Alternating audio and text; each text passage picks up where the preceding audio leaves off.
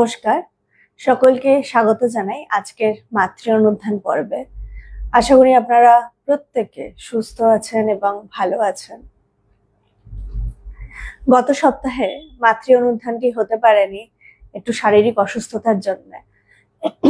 ভেবেছিলাম যে নিতে পারবো, কিন্তু পরবর্তীকালে সময় অনুযায়ী আমি আর নিতে পারলাম না। তো তার আগের সপ্তাহে আমরা যে পাঠ করছিলাম মাতৃ অনুধ্যানে শ্রী শ্রী মায়ের পদপ্রান্ত থেকে শ্রীমা আশুতোষ মিত্র, যেখানে শেষ করেছিলাম তারপর থেকে আজকে আলোচনা হবে। আলোচনায় যাওয়ার পূর্বে আমরা শান্তি মন্ত্র দিয়ে শুরু করব। ওম সহনাভবতু সহনৌ ভুনক্তু সহ বীর্যং করবাবহৈ তেজস্বিনাবধীতমস্তু মা বিদ্বিষাবহৈ। ওম শান্তি শান্তি শান্তি হরি ওম তৎসৎ। সর্বপ্রথমে আমার গুরু, ইন্টারন্যাশনাল বেদান্ত সোসাইটির প্রতিষ্ঠাতা প্রাণপুরুষ উপাস্য ভগবানের চরণে শতকোটি প্রণাম জানাই।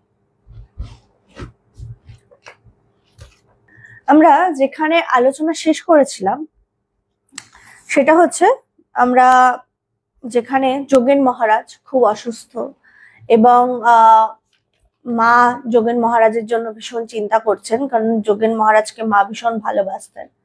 সেই প্রসঙ্গ নিয়ে আলোচনা ওখানে শেষ হয়েছিল।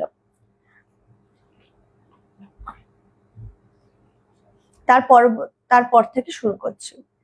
এই সময় একদিন পূর্ব দিনের মতো প্রাতে শ্রীমার পূজার নিমিত্ত মালির দেওয়া ফুল লইয়া উপরে গিয়া দেখি শ্রীমা নিজ ঘরে পশ্চিমাশা হইয়া পা ছড়াইয়া চুপ করিয়া বসিয়া আছেন, আর তাহার গণ্ড যুগল বহিয়া অশ্রু ঝরিতেছে।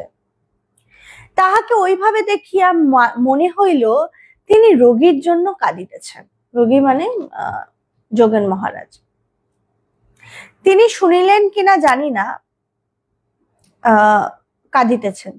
যাহা কিছু ক্ষুদ্র মস্তিষ্কে আসিল তাহা দিয়া তাহাকে বুঝাইলাম। মানে উনি আবার মাকে বোঝাচ্ছেন যে উনি বুঝেছেন যে যোগীন মহারাজের জন্যই হয়তো মা কাঁদছেন, তাই জন্য মাকে নানা কিছু বলে তিনি বুঝিয়েছেন।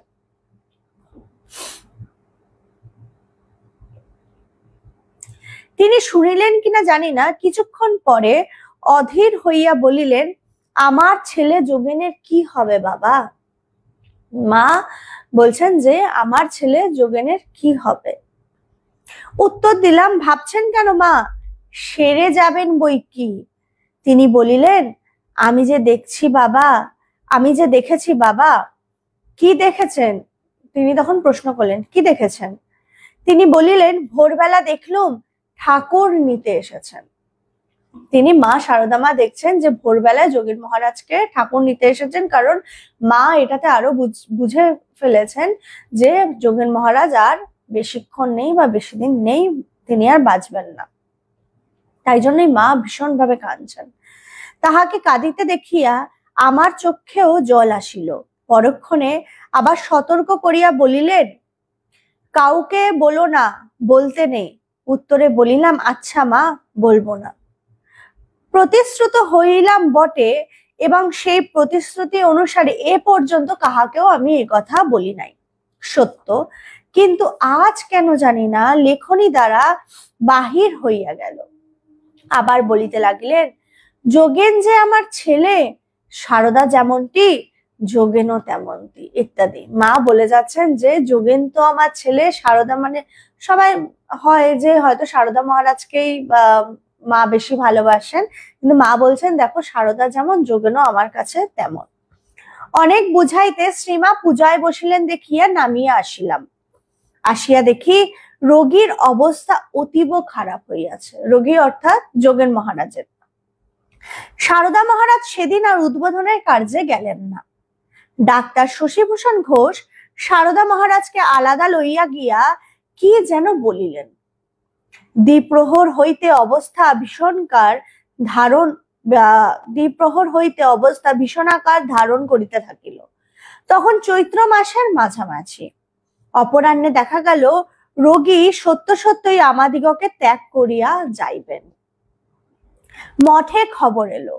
সন্ধ্যার প্রাক্কালে রোগীর মুখ মুখ এক অপূর্ব জ্যোতিতে ভরিয়া উঠিল। দেখুন মায়ের যে একটা, কারণ মা তো সবসময় বুঝতে পারতেন কার অবস্থা কেমন, শারীরিক অবস্থা, সবাই ভাবছেন যে যোগীন মহারাজ সুস্থ হয়ে যাবেন, কিন্তু মায়ের যে দর্শন হয়েছে ভোরবেলায়, মা জানেন যোগীন মহারাজ কিন্তু আর বেশিক্ষণ নেই, কিন্তু মায়ের কথাই কিন্তু সত্যি হলো যে যোগীন মহারাজকে আর কিন্তু বেশিক্ষণ পাওয়া গেল না।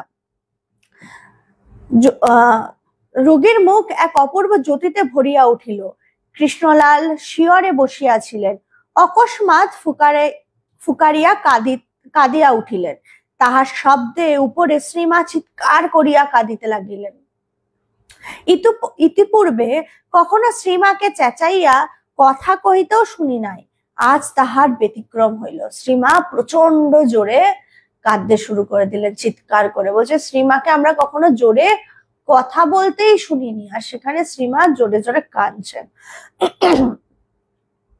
তাহার আর্তনাদে ব্যথিত হইয়া গিয়া শ্রীচরণ দুইটি জড়াইয়া চুপ করিতে অনুনয় বিনয় করিলাম, কোনো ফল ফলিল না। তিনি বলিয়া উঠিলেন, তুমি যাও যাও, আমার যোগেন আমার ফেলে চলে গেল। যে মায়ের, দেখুন মায়ের যে একটা কষ্ট, যে ছেলে হারানোর, সেটা তো অন্য কেউ বুঝতে পারবে না। মা তো মায়ের কষ্ট তো অন্যরকম, যে যোগেন মহারাজ চলে যাচ্ছেন, অন্যরা তাকে বোঝাচ্ছেন, কিন্তু মা কি বুঝবেন? মায়ের তো অন্যরকম কষ্ট, যে তা বলছে আমায় ফেলে আমার ছেলে চলে গেল। দেখুন মঠ হইতে সাধুরা আসিয়া পৌঁছলেন। খোকা মহারাজ অর্থাৎ স্বামী শুভদানন্দ স্বহস্তে যোগীন মহারাজের শরীর বিভূতি লেপন করিয়া পূজান্তে আরতি করিলেন। ক্রমে সদ্য প্রতিষ্ঠিত শ্রীরামকৃষ্ণ মিশনের কতিপয় সভ্য আসিয়া যোগদান করিলেন। সব দেহ পুষ্পে গন্ধে ও মাল্যে ভূষিত হইয়া খট্টপরি স্থাপিত হইল। সারদা মহারাজকে শ্রীমার বাটিতে রাখি বাকি সকলেই সব দেহের অনুগমন করিলেন। রাত্রি তখন আন্দাজ 9টা।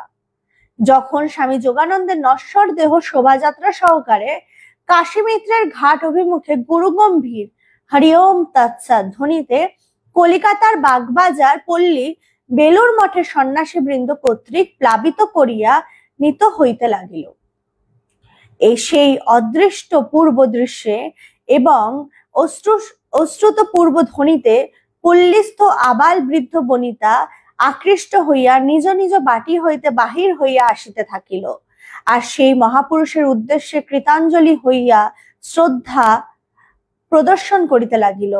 ইহা কলিকাতার পক্ষে এক অভিনব দৃশ্য। যথা সময়ে সব দেহ চিতপরি স্থাপিত হইয়া সন্ন্যাসী বৃন্দ কর্তৃক অগ্নি সংযুক্ত হইয়া তাহাদের সমবেত কণ্ঠে নানা দেব মন্ত্র শ্মশান ভূমি মুখরিত হইতে থাকিল, আর দেখিতে দেখিতে স্থানটি চিতা ভস্মে পরিপূর্ণ হইল।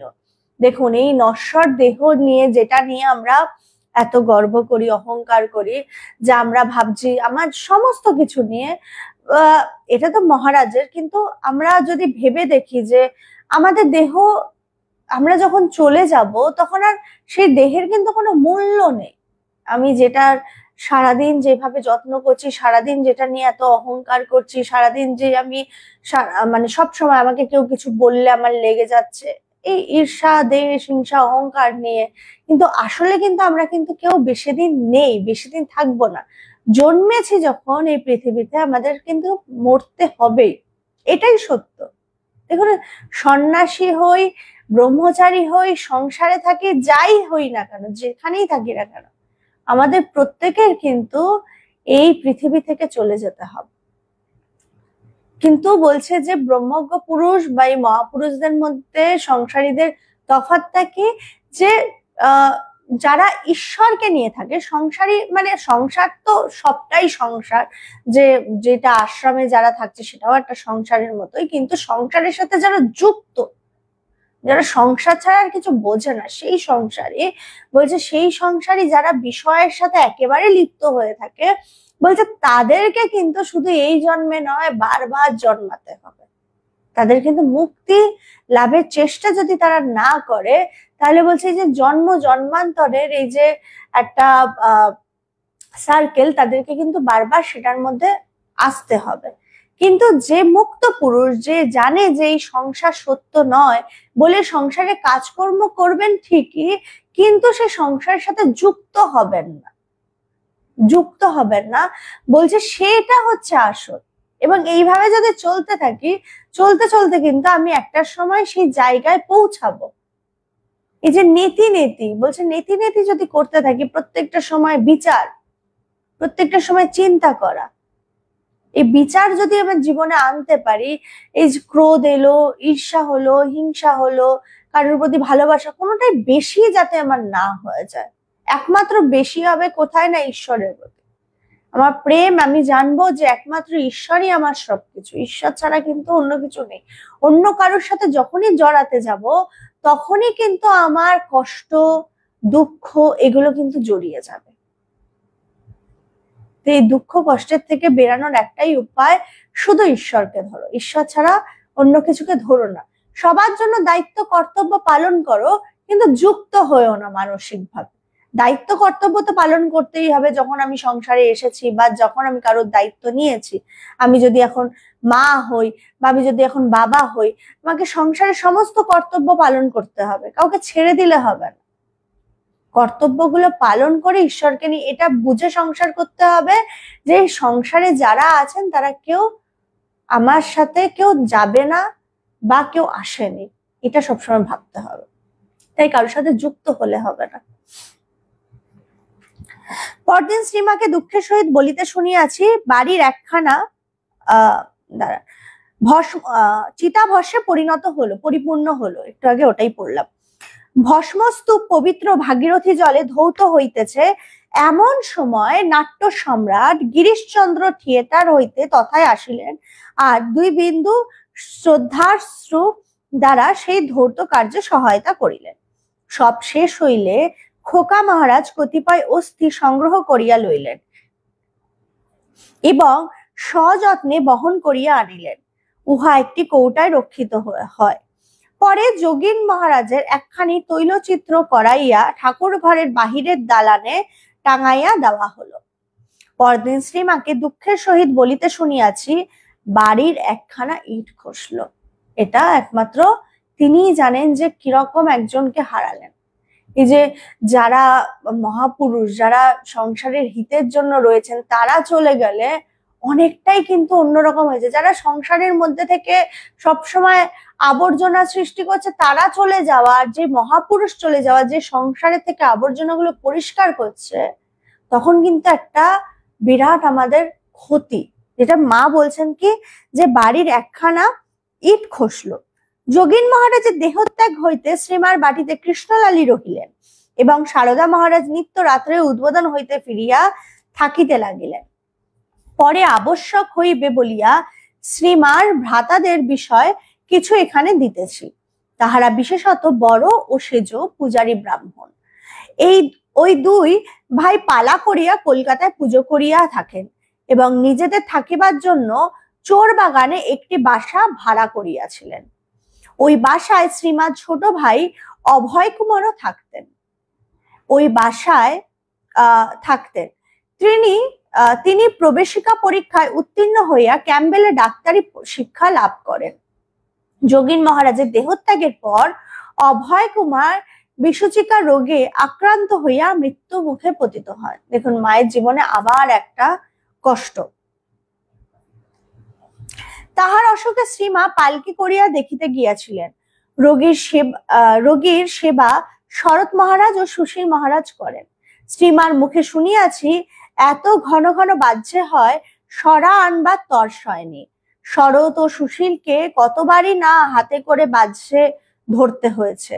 এই ভাইটিকে শ্রীমা খুব ভালোবাসিতেন, অতএব তাহার মৃত্যুতেও শ্রীমাকে ব্যথিত হইতে হইয়াছিল।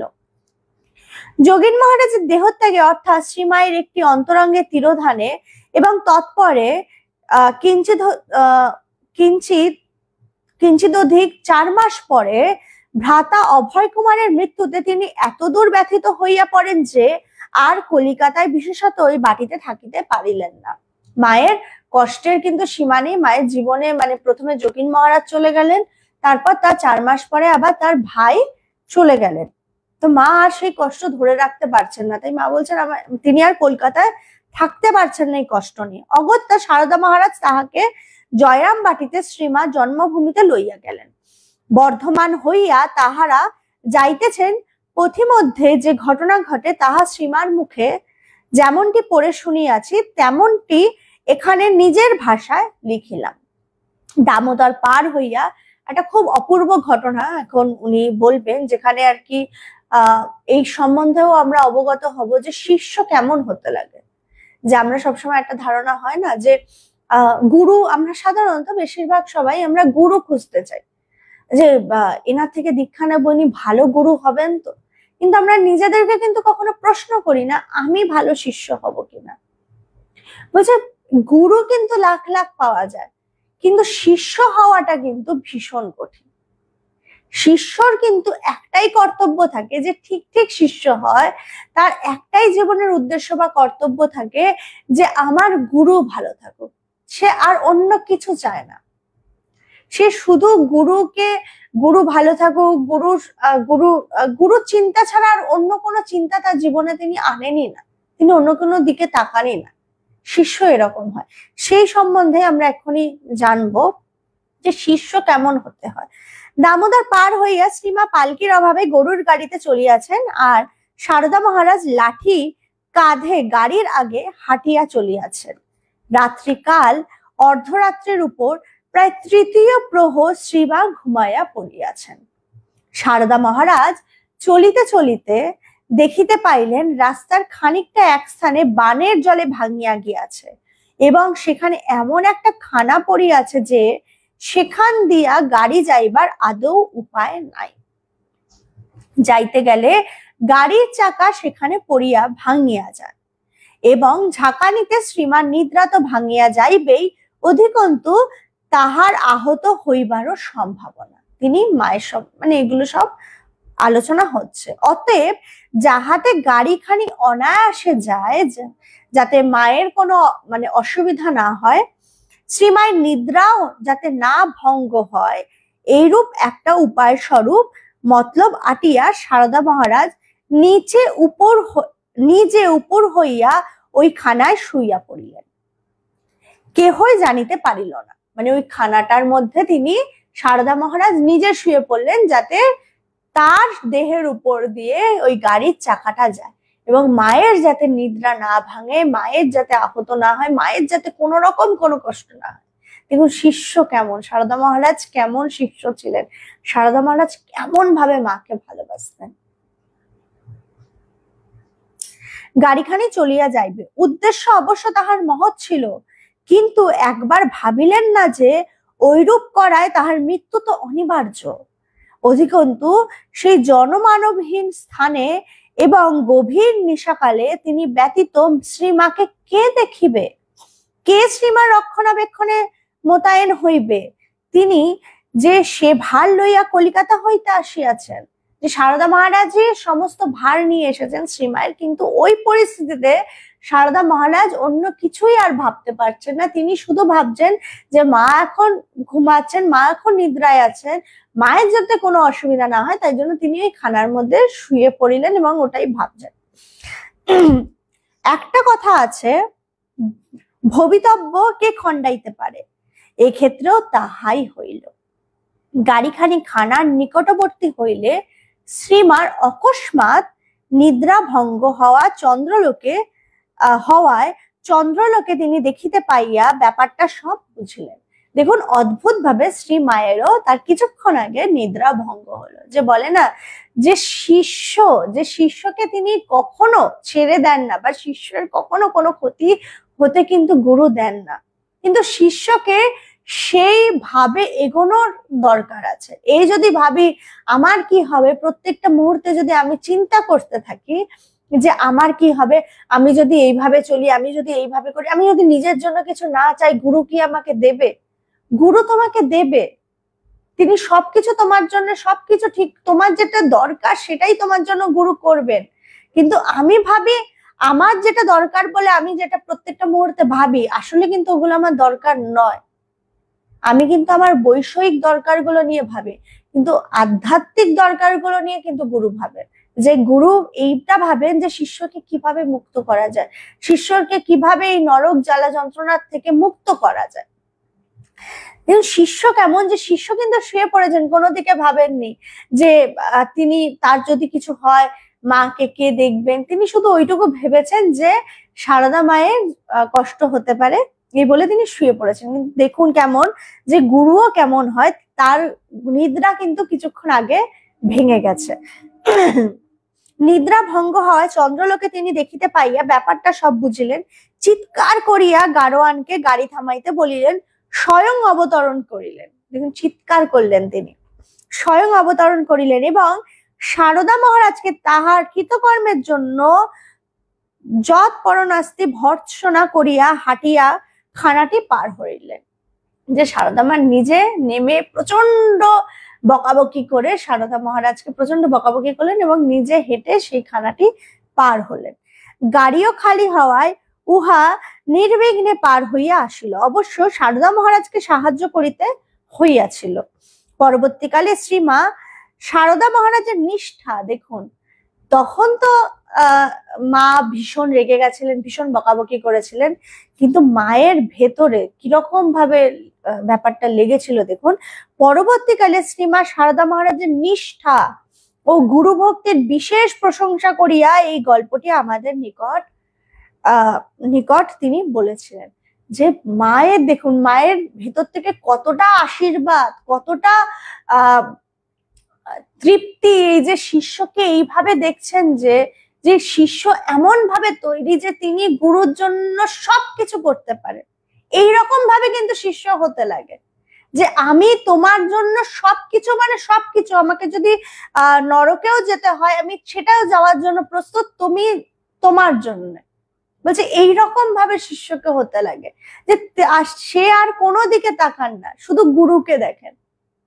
বলছে এই যে এইরকম গুরু ভক্তি যার জন্য দেখুন সারদা মহারাজ কোথায় পৌঁছেছিলেন। সারদা মহারাজকে আজকে আমরা কিভাবে দেখছি, কিভাবে পাচ্ছি, যে মায়ের সেই ছেলে, যে মা তাকে কিভাবে ভালোবাসতেন।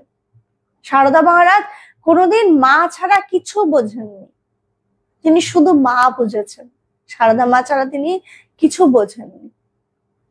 এই যে ভালোবাসা, এই যে প্রেম, এটা কিন্তু মানে খুব অল্প কতিপয় লোকের মধ্যেই হয়। অল্প সবাই কিন্তু পারে না এইভাবে শিষ্য হতে, সবাই কিন্তু এইভাবে ভালোবাসতে পারে না, খুব কম মানুষই পারে এইভাবে ভালোবাসতে।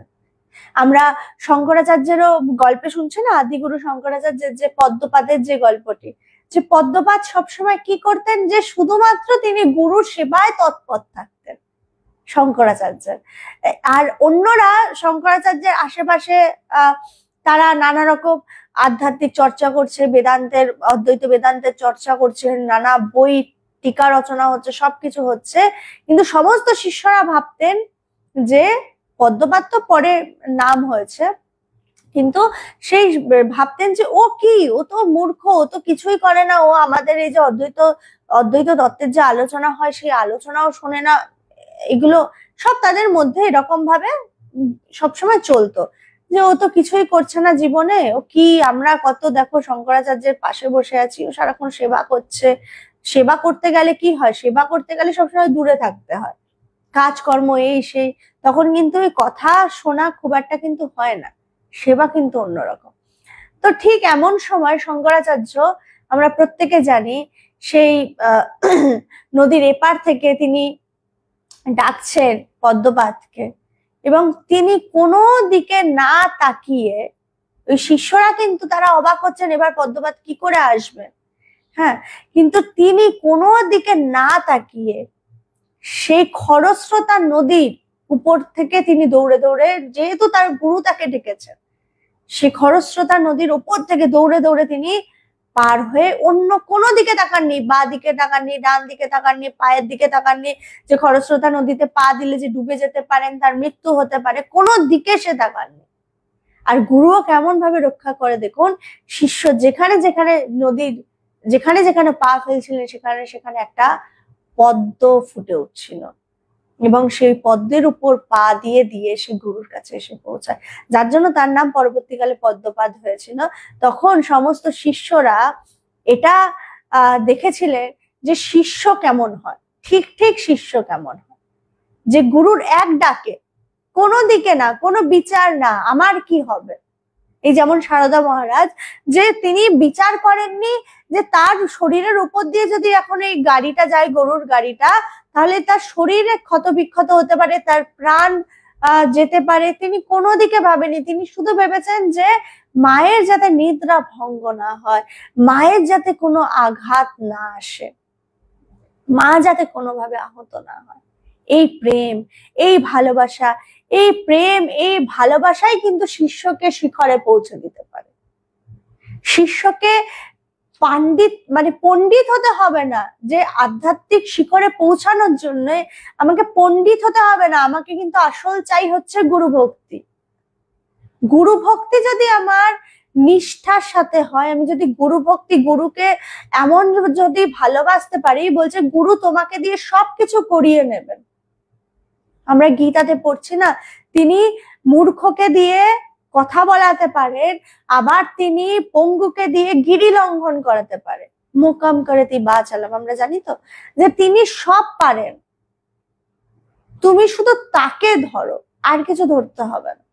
তিনি তোমাকে দিয়ে সবকিছু করাতে পারেন, সেই ক্ষমতা তার মধ্যে আছে, সেই ক্ষমতা তার মধ্যে রয়েছে। তাই শুধুমাত্র যদি গুরুকে ধরে থাকা যায়, গুরুকে এইভাবে যদি ধরে রাখা যায় সেই নিষ্ঠার সাথে, তুমি ছাড়া আমি কিছু বুঝি না, আমি শুধুমাত্র তোমাকেই ভালোবাসি এবং তুমি আমাকে নিয়ে যা খুশি তাই করতে পারো, যদি আমার ভালো হয় সেটাতেও আমার গুরু, যদি আমার খারাপ হয় সেটাতেও, আমি কোনো কিছুর সাথেই আমি যুক্ত যখন থাকবো না, আমি আমার ভালোর সাথেও যুক্ত থাকবো না, আমি আমার খারাপের সাথেও যুক্ত থাকবো না। আমি সবসময় এটাই জানবো যে আমি তাকে, আমার এই দেহ তার চরণে দিয়ে দিয়েছি, আমার তন মন সবকিছু আমি আমার তার চরণে সমর্পণ করেছি। এখন আমার এই সবকিছুর কোনো অধিকার নেই, আমার চিন্তা, আমার ভাবনার, আমার এই দেহের কোনো কিছুর প্রতি আমার অধিকার নেই। এইটা যখন আমি ভাববো, এই শরণাপন্ন যখন হব, তখন দেখব তিনি আমার হাত ধরে সে আধ্যাত্মিকতার শিখরে পৌঁছে দেবেন। আর একদিন আমি তখন সেই শিখরে শুধু পৌঁছাবোই না, আমি সে আধ্যাত্মিক অনুভব লাভ করব, যেটার জন্যে জন্ম জন্মান্তর ধরে মানুষের তপস্যা চলে। গুরু ভক্তি কিন্তু খুব সহজ ভাবে আমাকে সেই জায়গায় পৌঁছে দিতে পারে, কিন্তু গুরু ভক্তি হওয়াটা কিন্তু খুব কঠিন। গুরু আমাকে গালিগালাজও দিতে পারে, সেই সময়ও আমাকে চুপচাপ থাকতে হবে, সেই সময় কোনো দিকে ভাবলে চলবে না।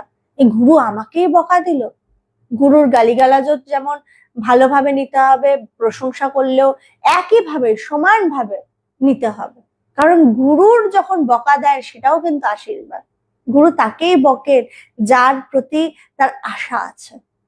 যেমন ভাবে মা কিন্তু যখন দুটো বাচ্চা মারপিট করছে, মারপিট করতে গিয়ে যখন ব্যথা পায়, মা কিন্তু সবার আগে বকাটা কিন্তু নিজের সন্তানকেই দেয়, যে ঠিক ঠিক মা, পরের সন্তানকে কিন্তু দেয় না।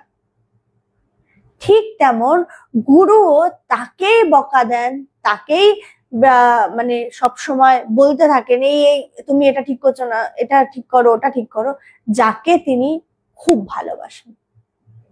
তাই এটা মনে রাখতে হবে, যদি আমার জীবনে প্রচুর সমস্যা আসছে, প্রচুর আমি নানা কিছুর মধ্যে সমস্যার মধ্যে আমি দুঃখ কষ্টে রয়েছি, বুঝতে হবে যেগুলো আমার পরীক্ষা, এবং এর থেকে বেরোবো কিভাবে, তার চিন্তার মাধ্যমে।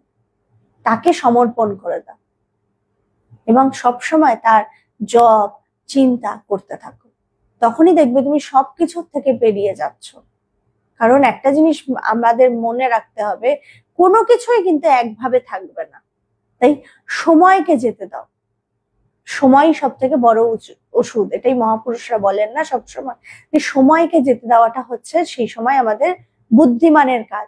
এবং যত দুঃখ কষ্ট পাবো তত আরো ঈশ্বরকে ধরতে হবে, তখনই দেখবো সমস্ত সমস্যার সমাধান হবে। আজকে আলোচনা এখানেই শেষ করছে। জয় ভগবান।